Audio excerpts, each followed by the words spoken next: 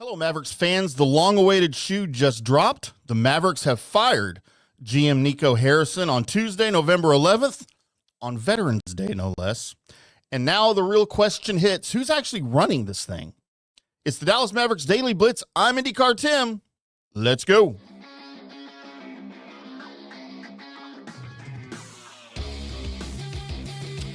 So the big news today, the firing of former Dallas Mavericks GM Nico Harrison, the interim plan with Michael Finley and Matt Riccardi, and I'll offer three names to watch to replace Nico Harrison, what fits, what doesn't, and how fast can the Mavericks now stabilize this thing after the Luka trade fallout. Hit subscribe, drop a like, and let's roll with some Nico talk. Look, once you trade Luka Doncic for what basically amounted to a defensive identity and a whole lot of question marks, there was only one way for this whole thing to end once the wins did not start coming. Dallas pulls the plug now on Nico Harrison, and the timing tells you two things. Number one, ownership wanted a clean break now, not at the deadline. And two, they wanted a bit of a runway now to install the interim and the new structure and evaluate candidates now in season. But why now? I think it's because of the results or lack thereof. The offense has been sputtered throughout this season. A 3-8 start, and they didn't look great. And the availability math on what you were getting in exchange for the Luka trade has not worked out. The fan base never, ever caught on to that, quote, no regrets, end quote, stance that Harrison had after the trade. And that's just the backdrop. But firing Nico doesn't fix this thing. It doesn't refill the asset cupboard, and it doesn't heal bodies. It just opens the chair.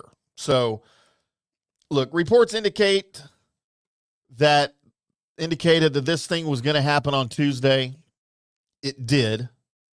And now we're looking at Michael Finley, assistant GMs, Michael Finley and Matt Riccardi becoming the interim co-GMs.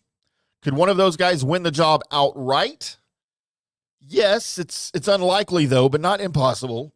If the interim tandem here makes a sharp move or two and the team stabilizes, ownership can certainly sell one of these guys on continuity. Michael Finley, of course, if you're a Mavericks fan, is Mavericks royalty. He played here from 96 to 05. He's been in the building for years. He understands the market. He understands the room. Riccardi climbed Brooklyn's front office ladder for 12 years before joining Dallas here a couple of years ago. He was bumped to assistant GM in 2023. He's respected for his, personnel knowledge around the league. And if this pair can create some offensive balance and cap flexibility at the margins, they'll buy some time. But the expectation is that they're just placeholders throughout the season. Who might replace Nico long-term, if not one of the interims? Dennis Lindsey is a name that's been mentioned here early on. Mark Stein reported there's already a push from influential voices within the organization to bring him back. Of course, he was an advisor during the 2024 finals run, and many people viewed him as the actual architect who gave the front office real scaffolding. He left for Detroit to be the senior VP of basketball operations. And honestly, the Mavericks organization has not looked the same since he left. Why does he make sense? Well, he's known as a roster architect. Look at what he did with Utah from 2012 to 21, brought in guys like Donovan Mitchell, Rudy Gobert, an elite defense. The team had sensible cap strategies under him. He certainly has familiarity with Dallas. He knows the culture, and he knows the culture here knows him as well. And he's got some evaluation credibility. He could be a sell to the front office. He could be a sell to the team. He could be a sell to the ownership group pretty quick here. So watch for this to happen. You'll have the interims installed. You'll have some quiet back channel conversations. And if it's going to be Lindsey and we can get some cooperation from Detroit,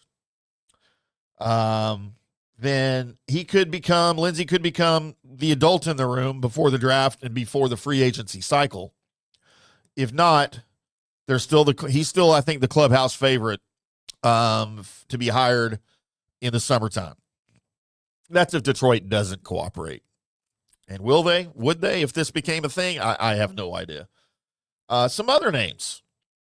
I've seen the name Jason Kidd floated out there. Yes, Jason Kidd, the head coach. He's been kind of talked about for a long time in the league for a front office position.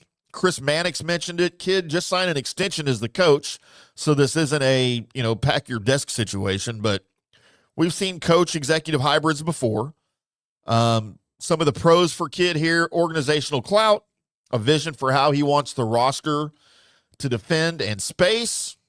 Cons, well, the concentration of power in one guy, and I think especially after experiencing what we did with Nico, I think you need more checks and balances than just having one guy as your coach and your GM. I don't know that I would be on board with this. And I especially think if Kidd's the guy, or if he's your coach, I want Jason Kidd concentrating on coaching. I think he struggles with that enough as it is, and that might be a podcast for another day. Another name, Bob Myers. A headline name, but maybe more of a long shot. He's currently the president at Harris Blitzer Sports and Entertainment. Think the group that runs the Devils and the Sixers. But would he leave a top-tier sports enterprise gig to jump back into the NBA front office roller coaster? That might be a tough sell, but don't dismiss Patrick Dumont's abilities. He coaxed Rick Wells out of retirement last year. If ownership wants an A-list stabilizer for credibility and relationships around the league, Myers is the gold standard. It's a stretch, but it is still worth monitoring. So whoever comes in, what's the new GM looking at? Well, a tough sell, a tough job for sure.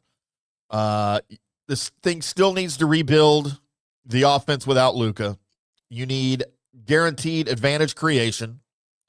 That means a second engine besides Kyrie, or a system that manufactures catch and shoots and rim pressure. You need to prioritize guards who can dribble, pass, and shoot, not just length. Availability over ideology. The previous vision assumed perfect health. That did not happen, and that's not realistic in this league today. So the next plan has to insulate your stars, add redundancy at the rim and at primary creation, so a single injury does not nuke your team's identity. That, of course, is what we have been dealing with as Mavs fans, watching that. So what's next? What are we going to watch for this week? So the official language will be paramount, I think. If you look at, and I haven't seen it yet because this thing's still new, so if it's out, go do this. Read every single word of the team's statement on Harrison's exit. That could give us a hint at who the team blames and what direction they want to go. Watch out for some interim moves, any quick contracts, waivers, 2-for-1 roster cleanups. That's a tell on philosophy. And then look closely at Jason Kidd. If his voice gets a little bit louder on personnel decisions as this thing continues to roll on, that could be your breadcrumb trail. That Kidd is being given more, I guess, flexibility here, more responsibility here. So what is our final word? Firing Nico was the predictable epilogue to a blockbuster that never, ever paid off. But it's only the prologue here. To the real story. The real story is we still need to know who's steering this thing and how fast Dallas can reestablish an identity that wins today and tomorrow.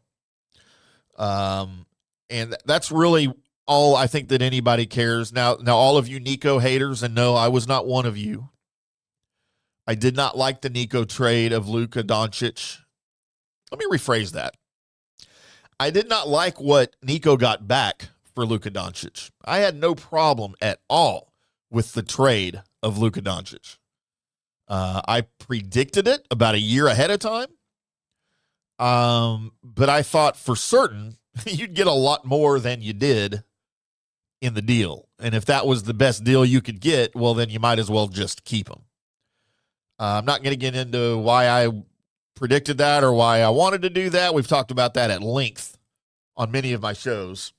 And we're not going to get into that now because that's a whole show by itself. Maybe I'll do that for you guys, even though we're now well over a year after the fact. But we've got to see how we can recover from that, how the organization can recover from that. Now that Nico's gone, all of the fans now can stop the stupid fire Nico chants. They can stop wearing their stupid t-shirts to the arena. You can stop making your stupid signs to call for the firing of somebody. That's the most asinine thing I've ever heard of in my life.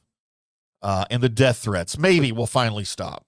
This is sports, you guys. There's things way more important than this. But I get it. People are idiots. That's what's going to happen.